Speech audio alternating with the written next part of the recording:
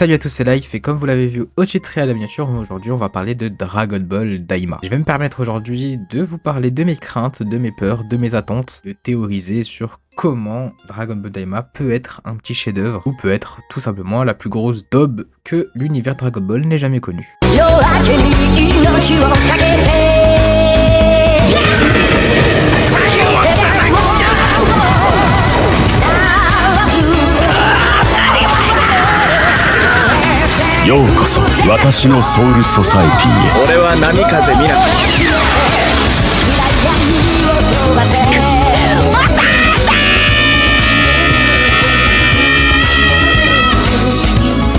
Ma première réaction à la bande-annonce de Dragon Ball Daima a été vite de dire qu'est-ce que c'est que cette merde? Pourquoi on touche encore à la licence Dragon Ball? Pourquoi on lui fait tant de mal alors que les 42 tomes ont fait la meilleure œuvre de l'histoire? Et j'ai eu cette réaction juste parce que j'ai été déçu de ne pas avoir eu d'annonce sur Tenkaichi Budokai 4. Moi c'est tout ce que je voulais, jouer à Tenkaichi 4 en ligne et fracasser tout le monde, c'est tout. Et après on réfléchit et on se pose plus intelligemment sur la bande-annonce qu'ils nous ont fournie. Mais avant de commencer à parler de la bande-annonce et même de ce que Toriyama a dit sur l'œuvre, j'ai envie de parler d'une catégorie de personnes tellement hypocrites et égoïstes qu'on retrouve tous les jours aujourd'hui. Vraiment, c'est honteux. Je remonte juste le temps un tout petit peu et je me mets en avril 2015, la date de l'annonce de Dragon Ball Super, la suite de Dragon Ball Z. Tout le monde insultait Dragon Ball. Tout le monde était là à critiquer et à dire que ça sera de la merde parce qu'on ne touche pas à Dragon Ball, parce qu'on va détruire le développement de Goku, chose qui a été fait. On va détruire le développement de l'œuvre entière, chose qui a été fait aussi. Et on a toujours craché sur Dragon Ball Super. H24, tout le temps, H24. Jusqu'à un certain Black Goku, jusqu'à un certain Migate no Gokui, où les gens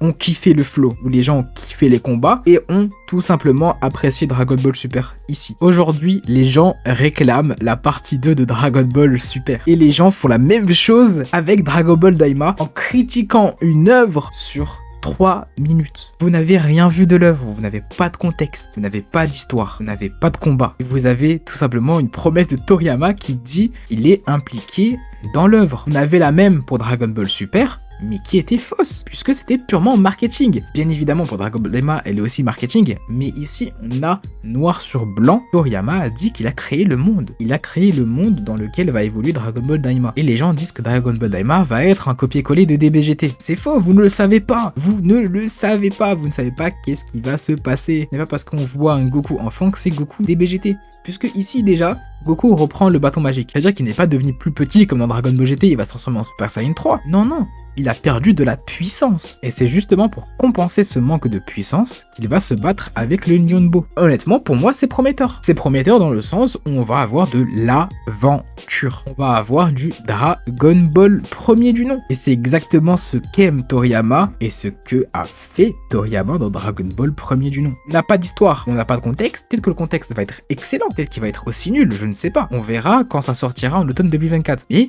vous ne pouvez pas dire et affirmer que Dragon Ball Daima va être nul. Et le pire, c'est que les gens disent que ça va être nul parce qu'ils n'ont pas eu Dragon Ball Super partie 2 alors qu'ils n'aimaient pas Dragon Ball Super. Et il y a énormément de très grands noms qui sont sur le projet. Au niveau de l'animation, du Shintani, par exemple, s'il vous plaît, regardez-moi la beauté de l'animation. Et c'est là aussi pour moi, encore une fois, une preuve de Toriyama et de son implication. D'après Dragon Ball Super, Toriyama aurait été superviseur de l'animé, c'est faux. C'est faux, il a critiqué dès qu'il est sorti. Ça ressemblait à des dessins d'enfants de 3 ans. On sait aussi que Toriyama a oublié pas mal de Dragon Ball, mais je pense qu'il a quelque chose qu'il n'a pas oublié. Et pour moi, c'est les Makaioshin. Je ne sais pas si ça vous dit quelque chose. Ce sont tout simplement le côté maléfique des Kaioshin. Puisque une fois nés, ils sont directement envoyés dans le royaume des démons. Démons impliquant aussi le nom de Dragon Ball par rapport à Dragon Ball Daima. On n'a jamais encore vu un seul Makaioshin, ni dans le manga, ni dans l'anime. Mais en 2009, c'est Toriyama qui l'a dévoyé dans un guidebook qu'il vivait à l'extrême opposé de l'univers dans le royaume des démons. Et en regardant de plus près la bande-annonce de Dragon Ball Daima, j'ai l'air de voir un Kaioshin. Mais celui-là a une couleur différente et dans une ambiance aussi très violette, très démoniaque, j'ai envie de dire. Donc, ça serait peut-être, je dis bien peut-être, c'est ma théorie, un Makaioshin. Et là, ça sera intéressant. Ça sera intéressant parce que on va explorer un tout nouveau monde, un tout nouveau mystère de Dragon Ball. Et on peut avoir pour le coup un très bon contexte de l'état de la Z-Team. Et donc une aventure pour récupérer tout simplement leurs corps qui ont été transformés par la magie des Makaioshin, tout simplement. Il y a aussi un truc qui me hype et qui m'intéresse fortement, c'est la timeline dans laquelle Dragon Ball Daima va évoluer. Pour moi, on n'aura pas de Dragon Ball Super. Donc ça veut dire qu'on n'aura pas de Beerus, Whis ou autre. Ce n'est pas une suite directe à Dragon Ball Super. Pour moi, c'est du post-book. L'élément qui nous indique cela aussi dans la bande-annonce, c'est aussi le défilement, justement dans la scène des Makaioshin. Potentiellement Makaioshin, vous m'avez compris. On remixe tout Dragon Ball avec tous les moments marquants. Il y a aussi beaucoup de saga Buu, c'est pour ça que j'ai pensé aussi à beaucoup de côtés maléfiques. Et on voit aussi un Goku contre Vegeta, etc., etc. Mais aucun élément de Dragon Ball Super. Donc toucher à Dragon Ball, c'est forcément un peu détruire un peu le développement de Goku. C'est pour ça que j'aimerais énormément que le développement et la maturité de Goku restent. Qu'on n'ait pas un Goku débile comme dans Dragon Ball Super juste pour toucher les plus jeunes. On l'a déjà fait dans Dragon Ball Super ça. Laissez-nous notre Goku mature s'il vous plaît. Après bien évidemment le point qui me dérange le plus avec Dragon Ball Daima, c'est le fait que tout le monde est devenu plus petit. C'est très dérangeant mais honnêtement ça dérange parce qu'on n'a pas de contexte. Si le contexte est vraiment intéressant, que c'est bien amené, que l'histoire est vraiment enrichissante, pour moi il n'y aura pas de problème et ça sera même très beau. Parce que ça va amener un vent de fraîcheur à Dragon Ball. On va avoir zéro transformation, plus de Super Saiyan, plus de transformation en Gogo, on va juste avoir un Goku avec ses techniques de l'école de la tortue tout simplement. C'est vraiment du Goku dans Dragon Ball premier du nom. Donc honnêtement pour moi, on peut avoir de très belles refs, de très beaux combats et surtout peut-être une très belle nouvelle technique de Goku. Pourquoi pas? Je sais pas comment ça va être amené. Ça laisse la possibilité à un monde très vaste et très riche, comme ça peut laisser la possibilité à un monde catastrophique. Et pour l'instant, je penche plus vers le monde très bien développé. Et si c'est bien réussi, on est sur un coup de génie de Toriyama des années après.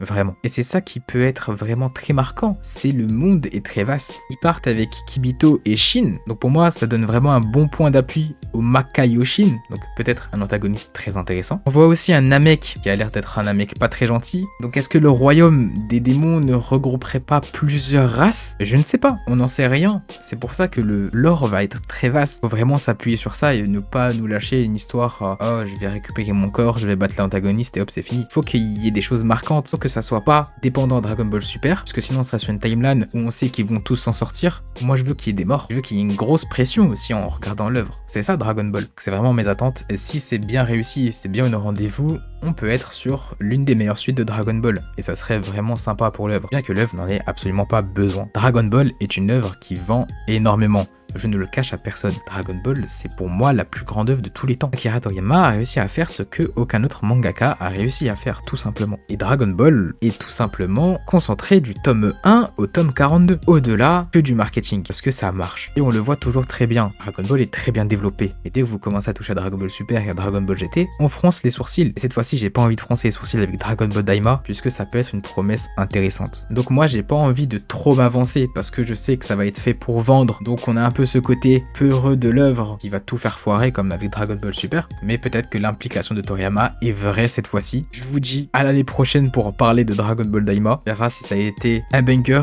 ou une grosse daube. Sur ce, je vais pas continuer à parler plus longtemps parce que j'ai pas d'autres informations. Si jamais tout ce que j'ai dit dans cette vidéo n'est que le fruit de mon imagination et bien évidemment que mon avis personnel, je vais regarder Dragon Ball Daima, il va pas y avoir de Makaioshin ou autre, donc c'est vraiment que mes théories. Comme je l'ai dit, on se donne rendez-vous l'année prochaine pour vérifier si tout cela concorde et si tout cela est intéressant. Sur ce, les amis, n'oubliez pas le like, le commentaire et l'abonnement, ça fait toujours plaisir. Je vous dis portez-vous bien et à la prochaine.